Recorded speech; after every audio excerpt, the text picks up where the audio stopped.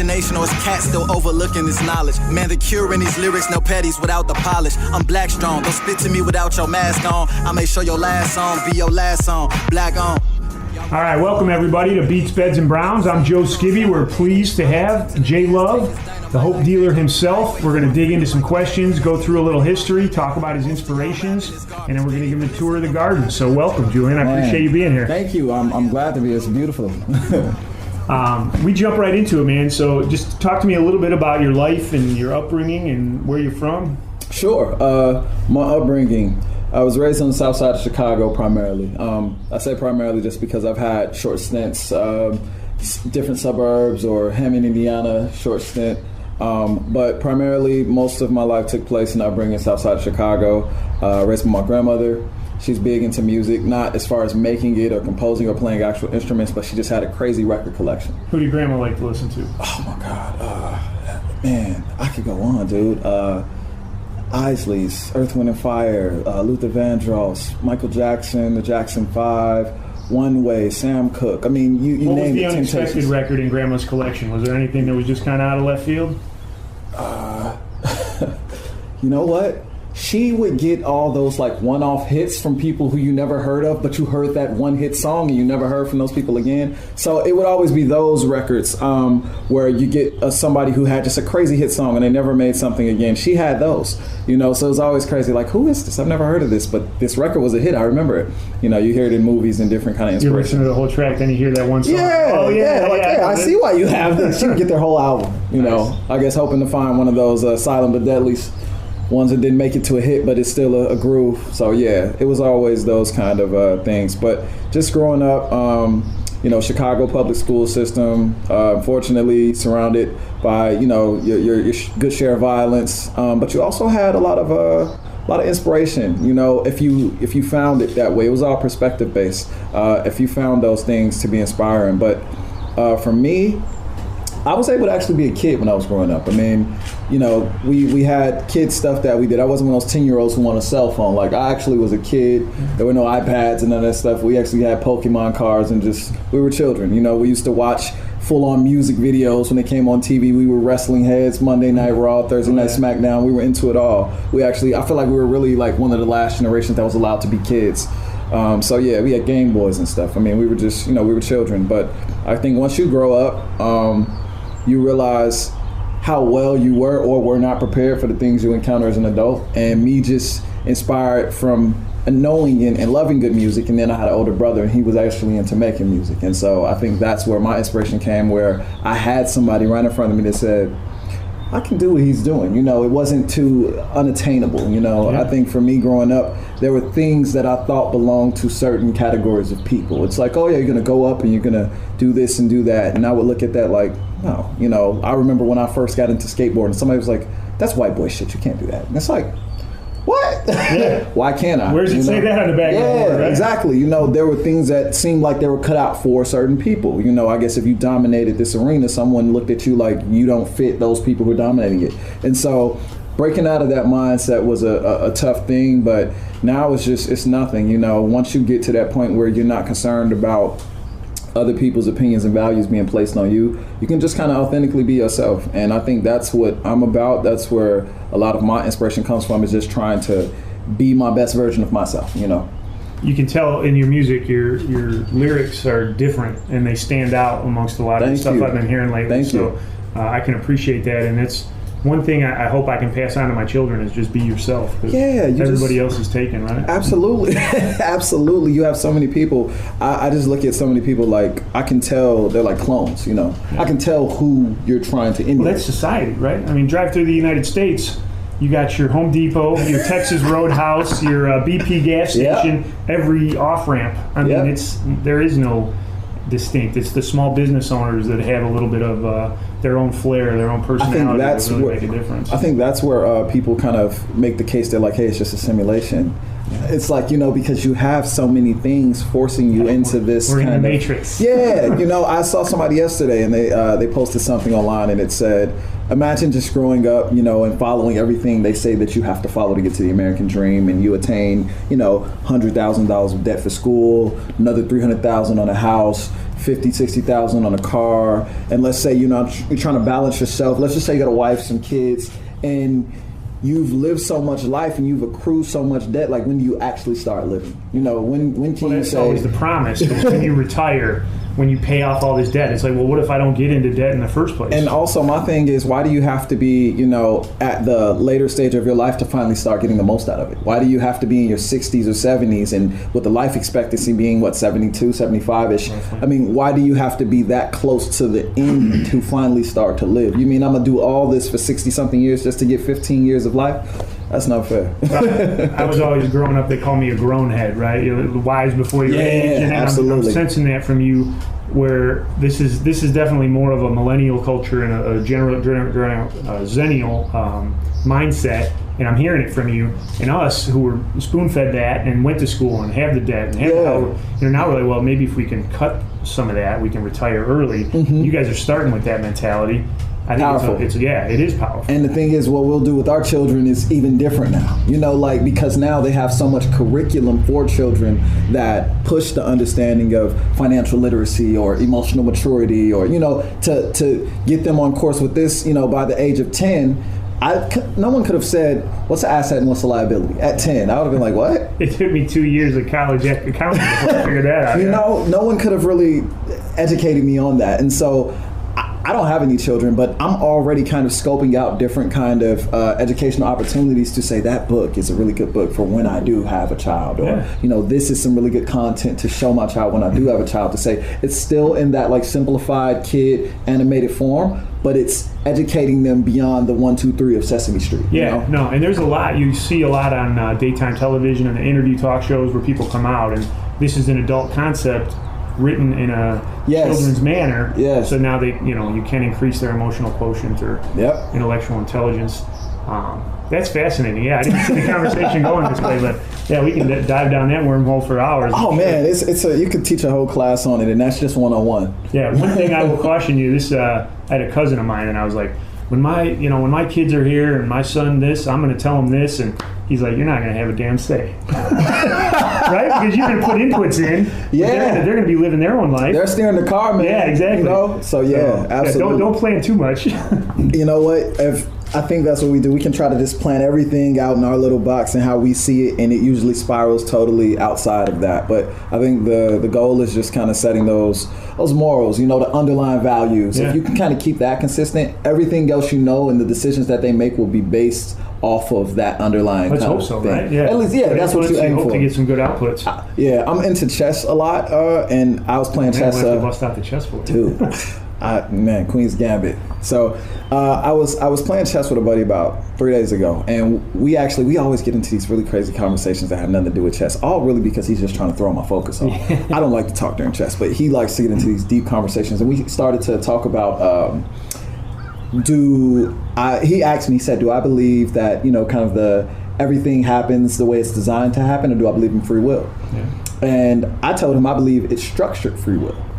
And so it's the same sense of having a maze and putting a hamster in a maze. Now, that hamster can turn left or right. That's the free will. But I know how big and the metrics and the dimensions of this box to say, you're not going to go as far as I'm going to let you. I want you to go as far as I'm going to allow you to get. So I think a lot of it is structured free will. I mean, you have a lot of people who are presented with decisions, and they can make those decisions. But it's about when you understand when and if there's a cap to what you're trying to do. And when you learn how to remove that cap, do you really tap into the full free will, to me? Well, and is there more limits beyond that cap? Exactly. Is that ceiling just a ceiling that you can break through to find a new ceiling?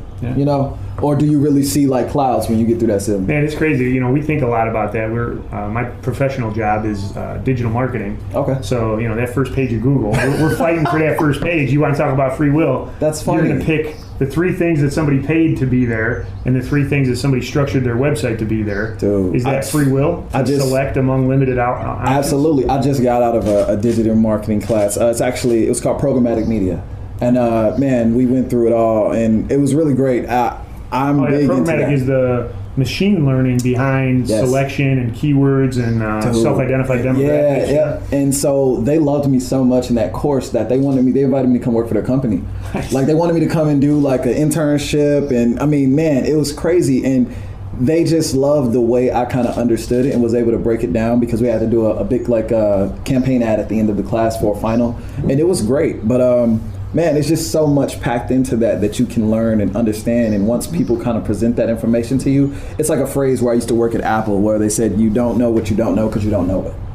And so until someone like kind of introduces you to that, does your mind start to open and you start to see things from a whole different perspective. Yeah, how many people just want to stay in the confines of what's provided to them, right, and not break out of it? The people who enjoy comfort and consistency and security more over risk and, taking chances and growth.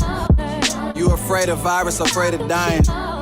If they padded numbers, then someone's lying. The day the scared antelope stand up to the lions is the same day I eat chicken, heroes be frying. So you talked a little bit about your brother being an influence and getting into music. Talk to me about that process and what he opened into your world and how you took it and ran with it. Yeah, absolutely. So he rapped, and I had never seen someone like rap like in front of me in person. It was always on records, and a big influence for him was Tupac. And so indirectly, I learned a lot about Tupac, heard a lot of Tupac, and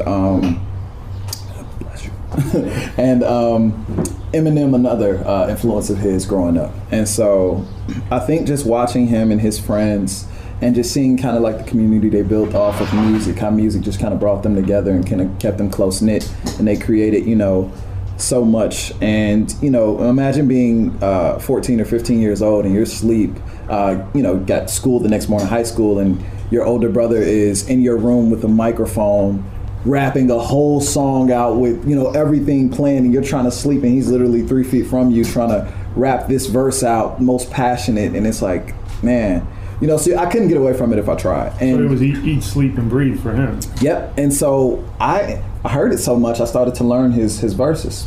What I do, I go to school one day, hear some guys with the pens at the lunch table, I rap one of my brother's verses. And the reaction that I got from people was like, and so then I was like, all right, I need to learn another one of my brother's verses.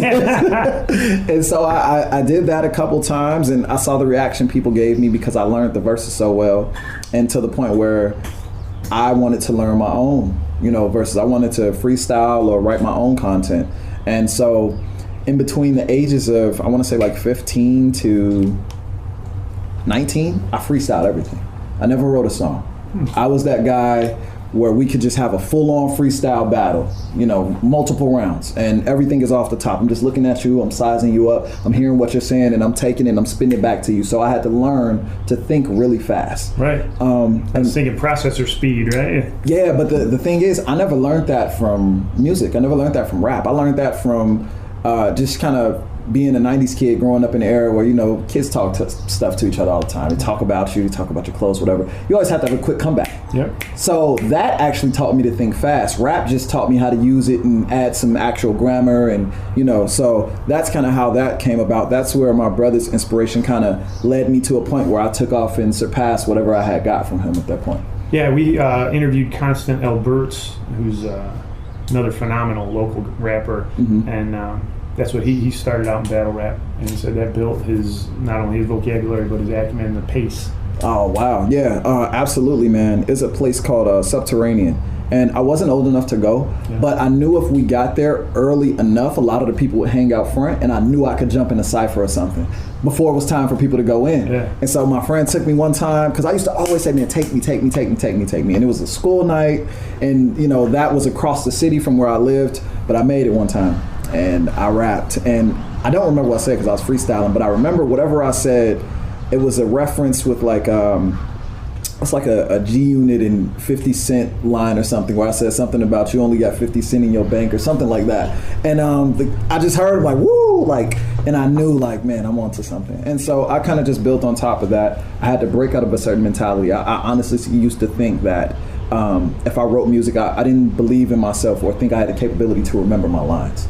And so I always relied on freestyling. And then somebody was like, man, you should get in the booth, and actually make a song. And I'm like, I'm gonna freestyle the verse for the song. No, you have to write it. Yeah. You know, and so once I got out of that mindset and I started actually writing music, I would write music every day on the bus, on the train, on the way to school. Every day. I was writing to different beats I found, or I used to, when I first started writing, I was such a novice writer, I would listen to people's songs and just mentally block out their voice and write to the beat, which is probably the hardest thing I probably could try to do right now. But that's when I first started writing. I used to listen to a lot of Vince Staples at that time, and I would listen to his songs and I would hear his beats, and I would write and just try to block his voice out. And I couldn't imagine doing that right now. But that's where I started. And once I got to that point, I was really writing full songs. And I kind of grew from there, and I started just finding so much. YouTube is a hub of information. I started finding so much stuff and finding beats that are inspired by certain artists or has that sound I was looking for. And I started to develop, okay, now I can write songs. Now I'm confident in actually remembering everything.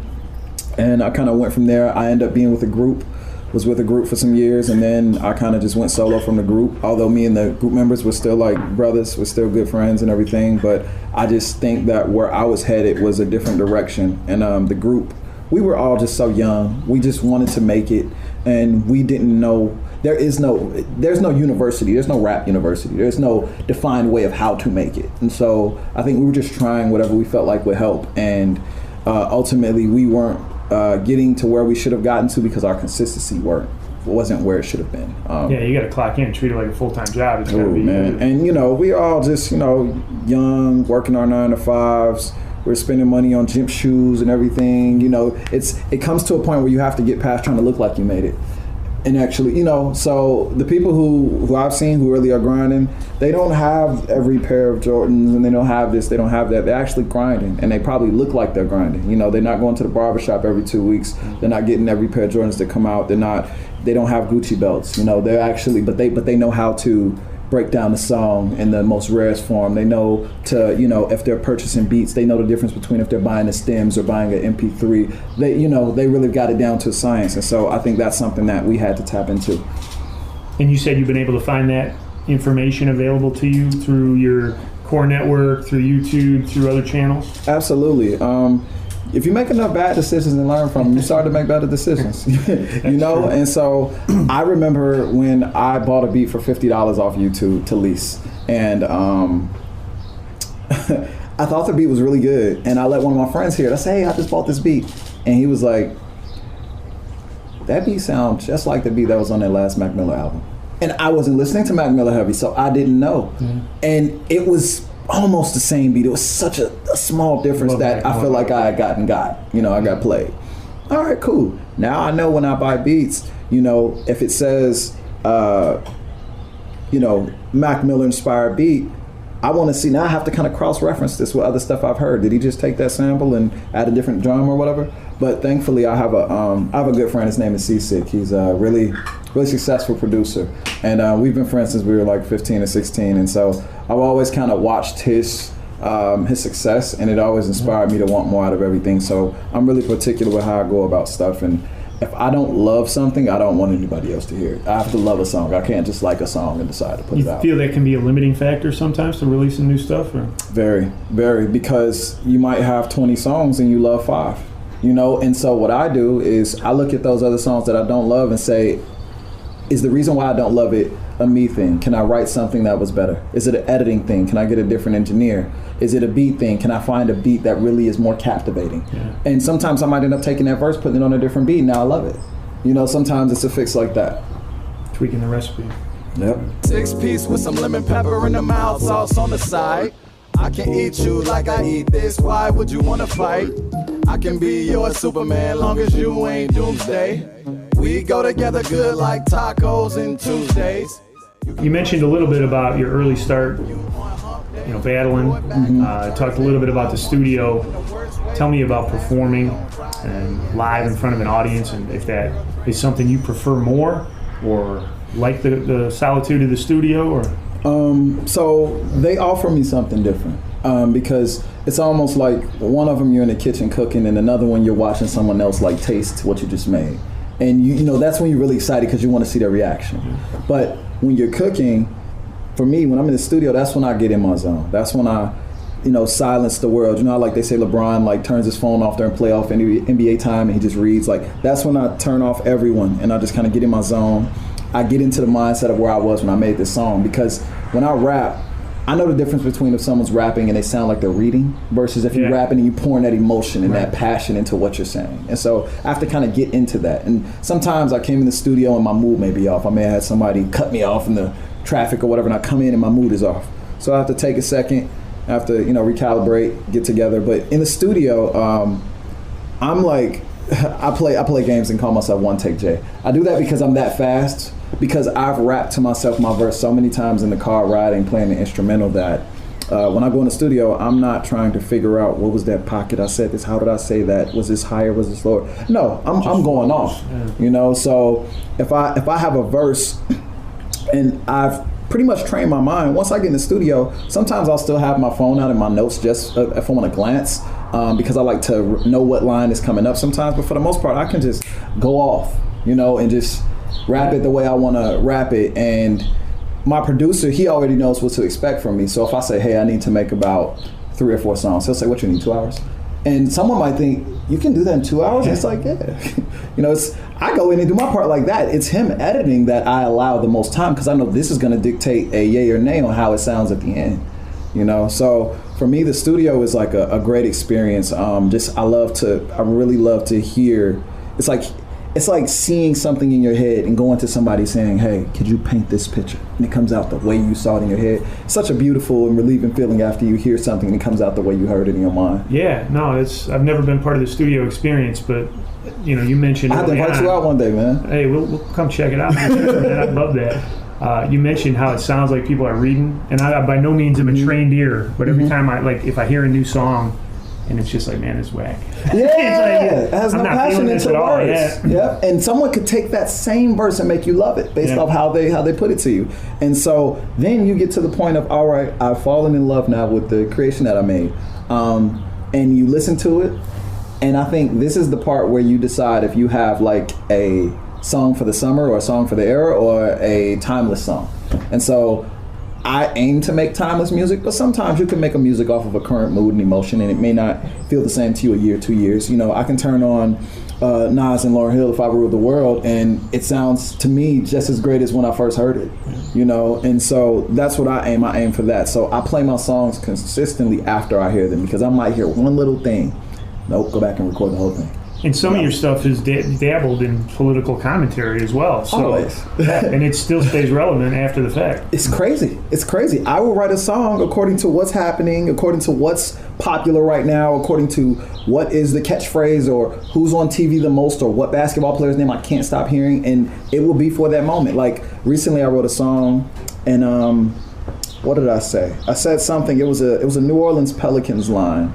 And I think I referenced Drew Holiday, Lonzo Ball, and something else. And I said something about you only ball on holidays or something like that. As soon as I say that line, Drew Holiday gets traded to another team. And I'm like, and that's happened to me like 2 or 3 times. So like I have another song that I'm about to release where it's a LA Clippers line. And I say something where I said, me and my barber have a deal, don't cut my ops to the end, so them Clippers stay quiet for your cousins and friends. So it's a Kawhi Leonard and DeMarcus Cousins Los Angeles Clippers reference. Hopefully nobody gets traded before I put the song out, And so I always end up twisting things around like that. Tell me that is not some bullshit like Rodman in the dress. This a hit from Iron Mike, you vibing with the best. Knee on the neck, I'm a menace, so the wolves follow. George Floyd Mayweather, I'm with these sleepy hollows. I love to have fun and kind of challenge someone's thought and provoke a different level of thought when it comes to music. Floyd Mayweather, See, and that thing, it's a theory behind that I've never really got to tell anyone. The thing about George Floyd Mayweather is that Floyd Mayweather, his boxing style is counterpunching. That's his style. He's not the aggressor. He don't go in swinging. He waits for you to jab, and he moves, and he finds somewhere where it's comfortable, and he starts to work his theory in boxing and his training. And so George Floyd Mayweather is about people realizing when it's time to kind of fight back, or rather counterpunch what's occurring. And so what happened with George Floyd, it was so crazy, but when I wrote that song, it was right after it happened. Literally a week later, I hear Floyd Mayweather is paying for the funeral.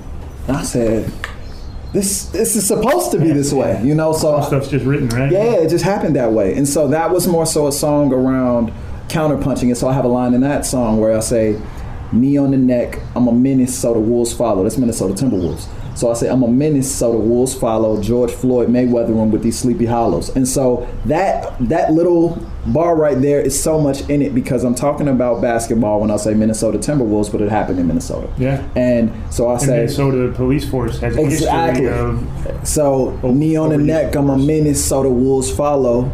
George Floyd Mayweather one with these Sleepy Hollows, another movie I love, Johnny Depp. Yeah. And it's just about being headless, where you got a man whose knee is on someone's neck, and it just reminded me of that. And so I put all that together, and it was when I knew I put that together, I knew, I'm going on a good route with this verse, because I was saying I didn't leave out a word that didn't mean something to me. Every word was like it mattered. Yeah. I didn't really count the bars. I made the bars count in a sense. No, that's to be measured yet impactful and succinct. That's got to be really challenging. And the beat was really different from any other beat I've used, because there was no heavy bass line that followed. It was actually real smooth, and I enjoyed that sound so much. And I said, what I want to deliver it in a way where the beat isn't overshadowing or drowning out what I'm trying to say. Sometimes you have beats that are so busy, so loud, that it's hard to appreciate what's being said, So I wanted something that kind of said, we'll move out your way and let your lyrics really do most of the heavy lifting. Yep.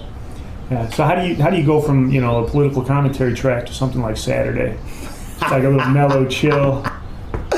Saturday is great. I don't know how you go through it. For me, it's very important when you put songs in an order, because you're basically saying to everyone who wants to listen, this is the order you need to hear it in. To me, this is the best order. Yeah. And everybody, B-sides, yeah. Yeah, they take their music differently. I've heard someone say, I go through and I listen to 30 seconds of every song, and then I go back and I play it, or, I listen from the back to the front. Everybody does it differently. Yeah. And so when I'm making my music, I'm not thinking of making an album and I just want it to be in the proper order that it's being heard. I think of an experience. And I think you don't really, you know those movies that'll show you how it ends as soon as the movie starts, and then they tell you the whole story throughout the movie?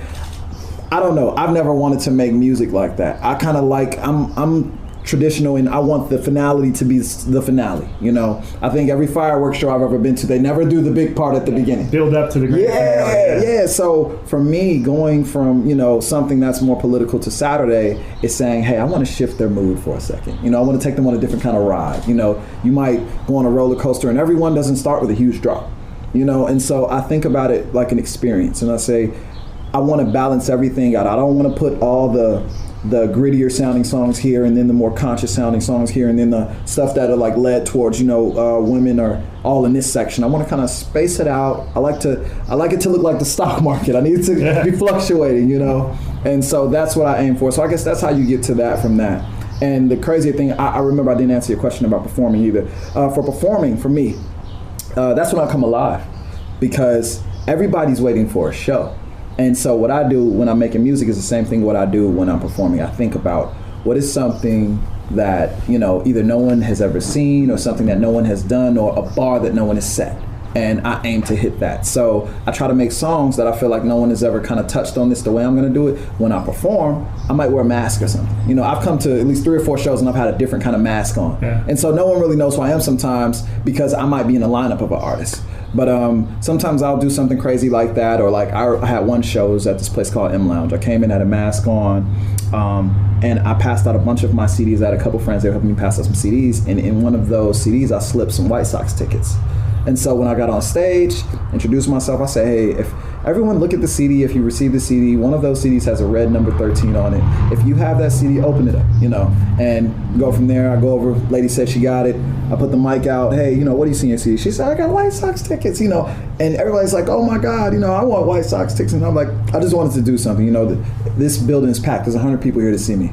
And so I just wanted to do something for somebody to say, hey, this is just a moment to appreciate things. We're at a rap concert, like no one's even thinking about that kind of stuff. I wanted to do something different and redefine what to expect when you go to a live setting for someone to, put on a performance. I really wanted to change what people expect. You're not going to see 10 guys on stage and everybody got a mic shouting over each other. Like, right. It's different with me, and I don't try to knock what other people are doing. I just try to do things in my own way.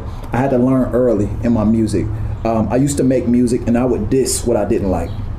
And I had to realize that I think the way I wanted to do it was, let me just uplift what I do like. And the things that I don't like, you'll never hear me really mention it.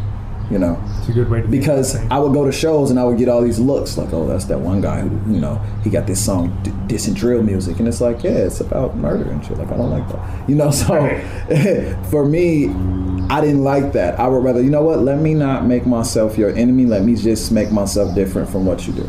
I mean, probably easy, yeah. Career. Yeah, this is my insurance plan here. We all at, yeah. No doubt,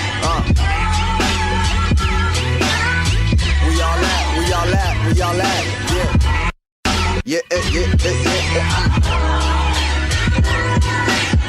In this song, I'll probably say the word black close to 30 times.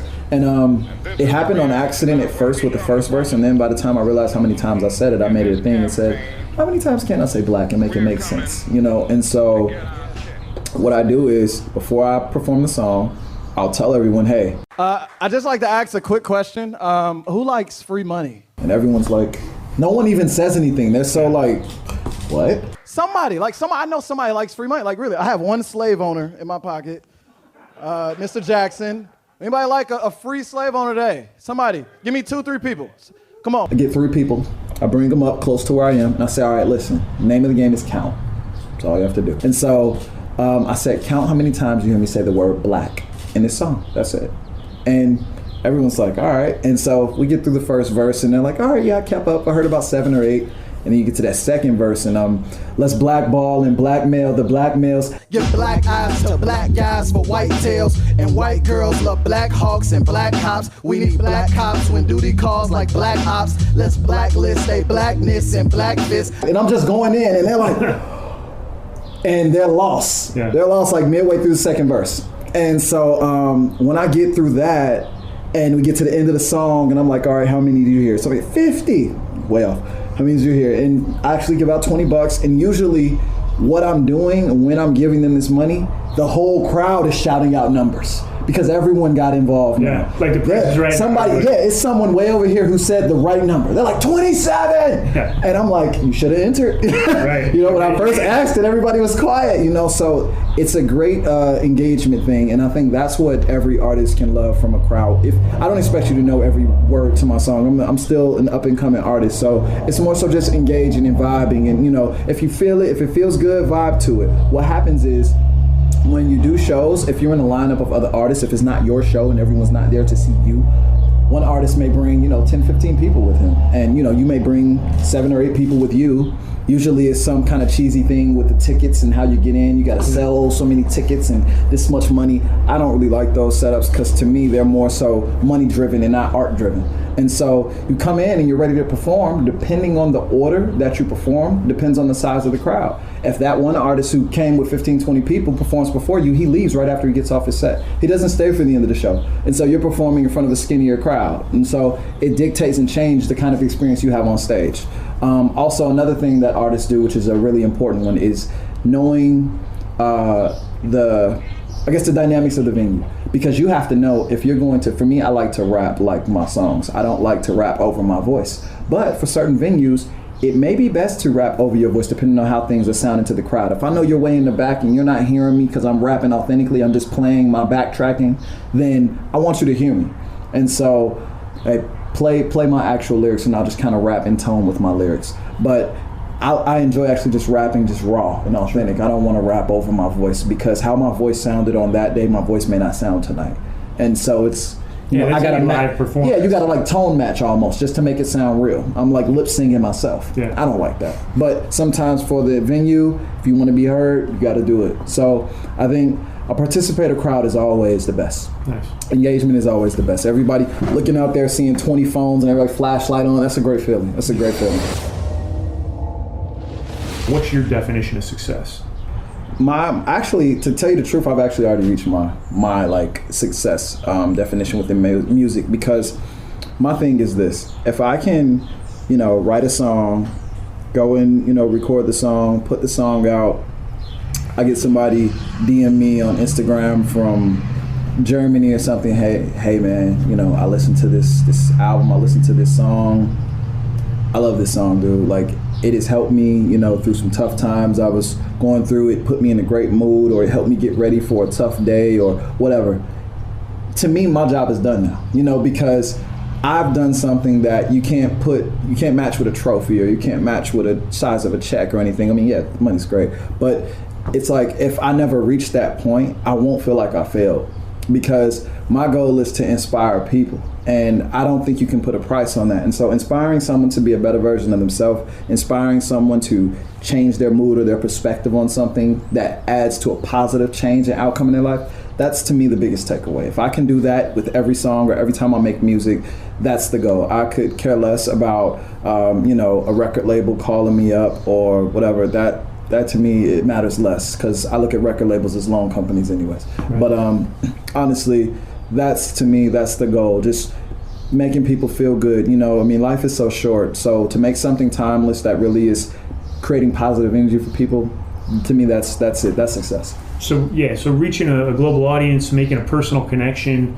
I want to transition into kind of the business aspect, as you mentioned. You know, the record companies are lenders, and you know, you as an independent owner operator of your own brand now have to be, you know, a marketing professional, and you have to wear all the legal hats. Professional. Yep, you have to be your own, you know, financial advisor, and all of these different things. And so if you don't come from a place where, you know, you have a lot of money readily available, or you have certain expenses that don't allow you to do a lot of things, you know, you get a lot of guys who either they just can't do it, or some guys get involved in some illegal stuff to kind of compensate for the money that they don't really have to spend on this craft. And you get a lot of guys who production, you know, time's expensive, right? Very. I mean, just, you know, you gotta pay a producer, unless you got a free beat off YouTube. Of course, you gotta pay a producer, you gotta pay your engineer, you have to, you know, if you don't know how to do logos, you have to pay somebody to do logos, graphic designer, go on Fiverr, find somebody.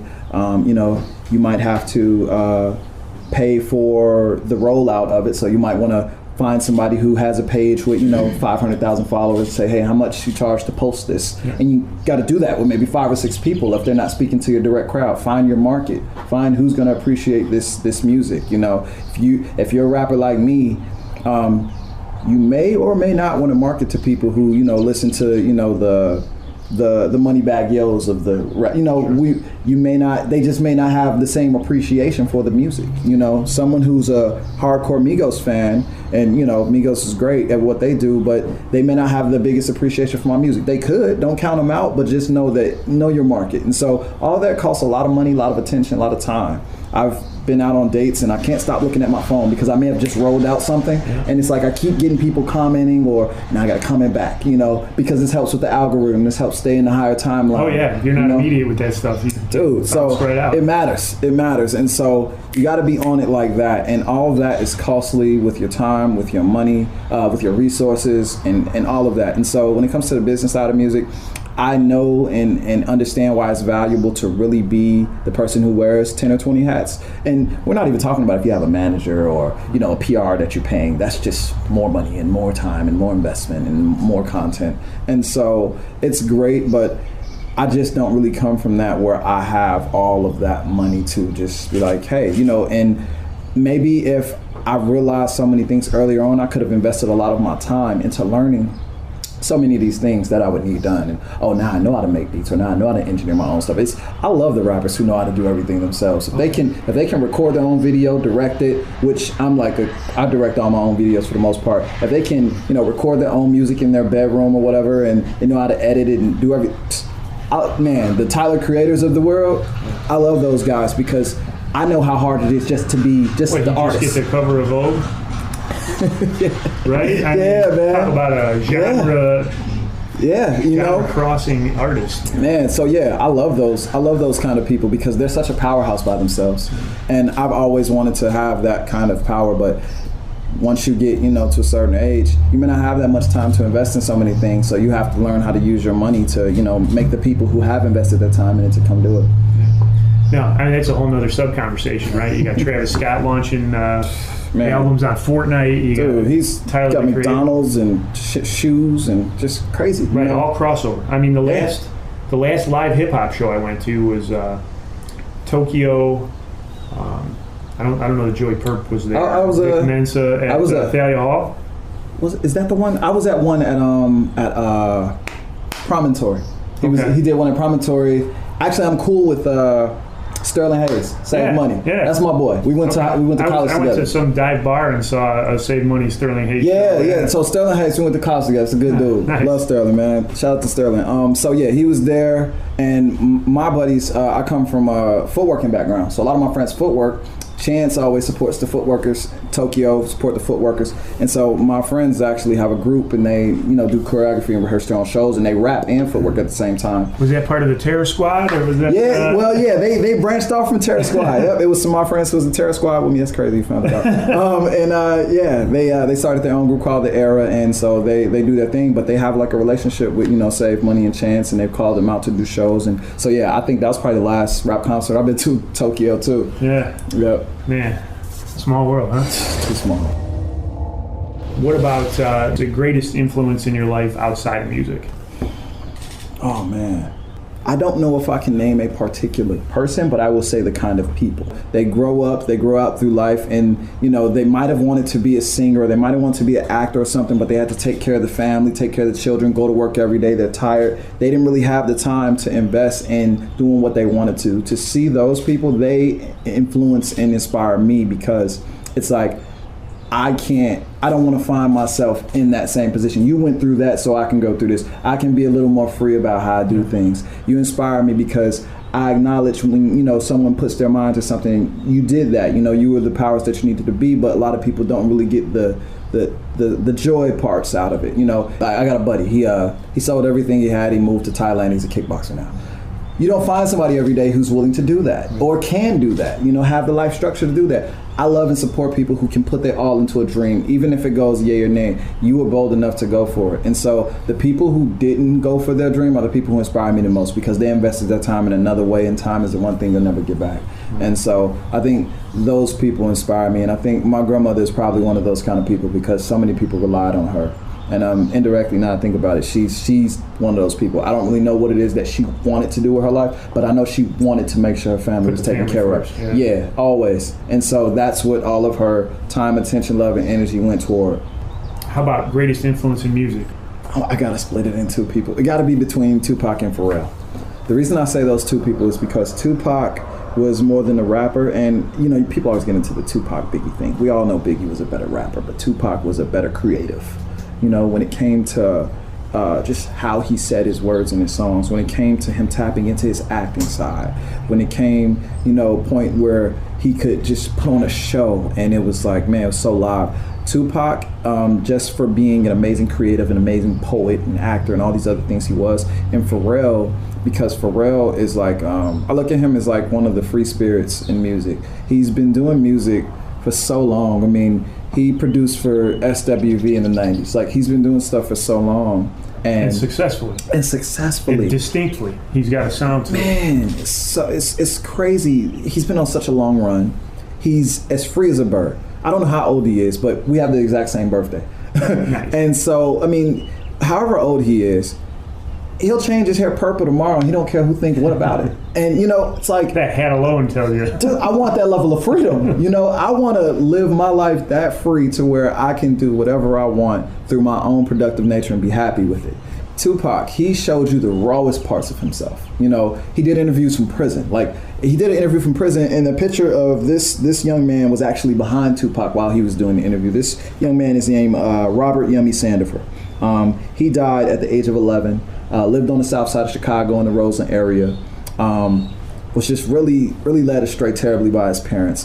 Just got in the mix of so many terrible things, got involved with gangs, attempting to prove himself, shot a couple kids. I mean, and it was a nationwide manhunt for 3 days, and the same people who kind of got him involved actually killed him because they knew so many people were looking for him. His face was on the cover of a Time magazine. Mind you, he died in 94. I was probably 4 or 5 looking at the Time magazine figuring, why is this young boy in this magazine, and why do I look so afraid of this? Like, what is it? Like, what happened?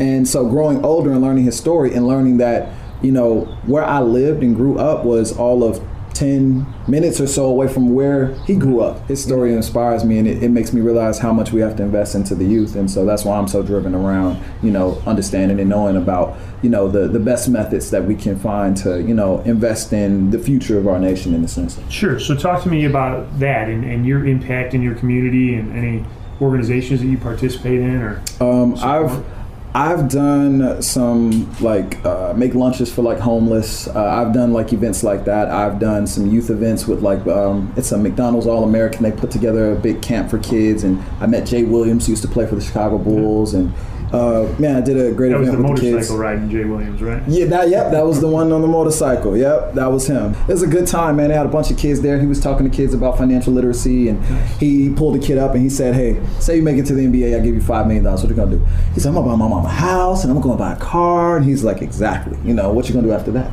And he tried to talk to them about life after the NBA and just how to make smart decisions with their money. So I was involved in that through one of my professors at school. But those are just a couple of the events that I've done. I have aspirations of, I really would love to have a youth center.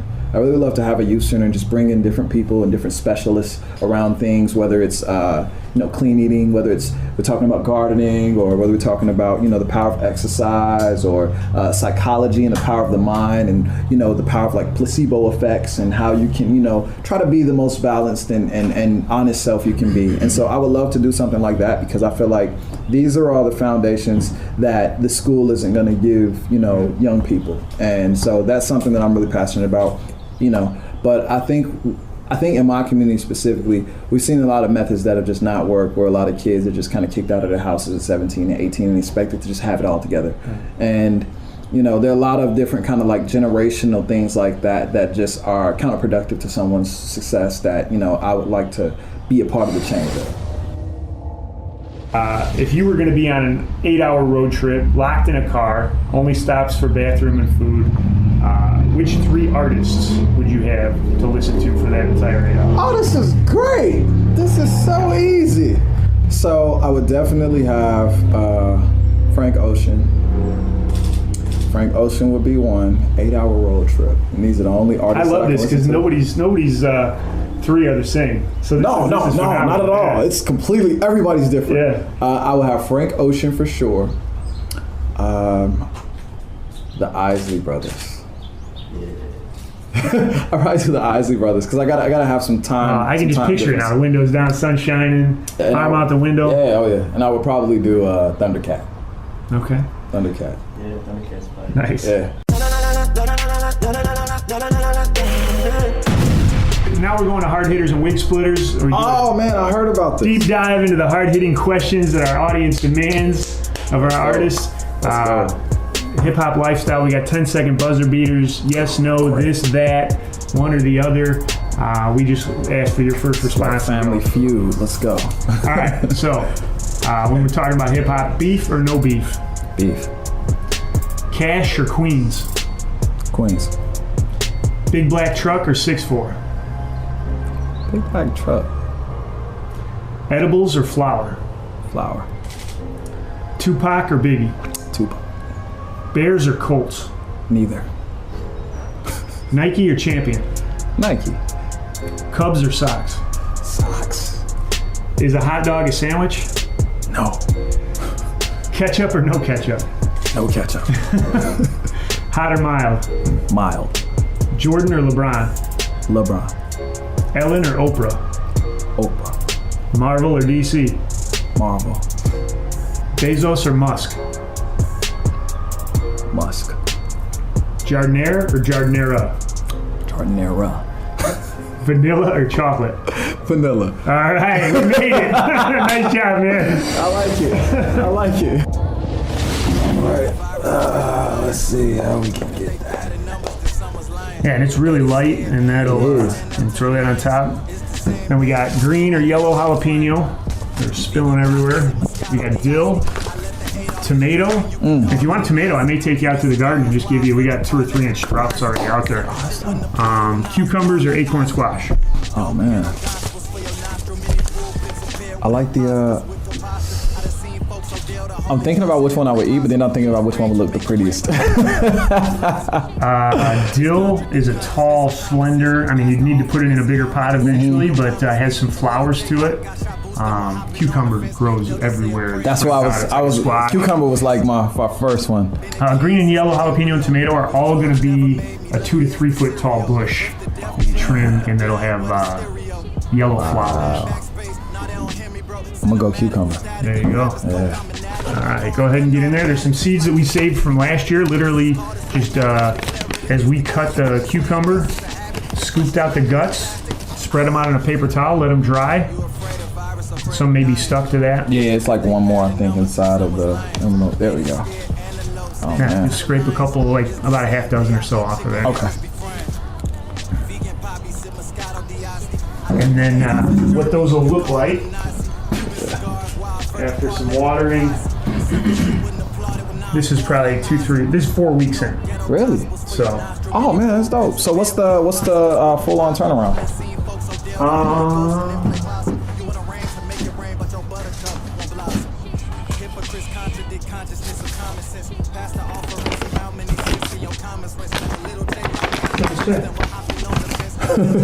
They start producing quick though, so I'd say 6-8 weeks. That's gonna be nice. There we go. All right, we got a few. Let's see, 1, 2, 3, 4, 5, 6, 7, 8. There we go. And we just dumping them in? Yeah, dump them in. You can push them in with a finger. All right, cool.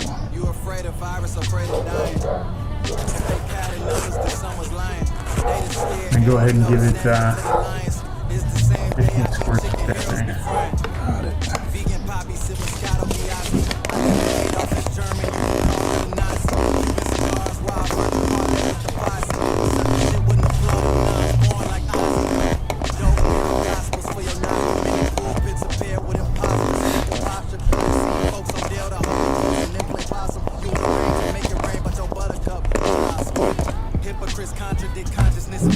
All right, you keep doing that about twice a day, and when you get sprouts, bring it into a bigger pot. Oh man, and you'll be all it's set. Gonna be dope. Yeah, you'll see the pictures. You'll see the progress for sure. Been a king since the embryo.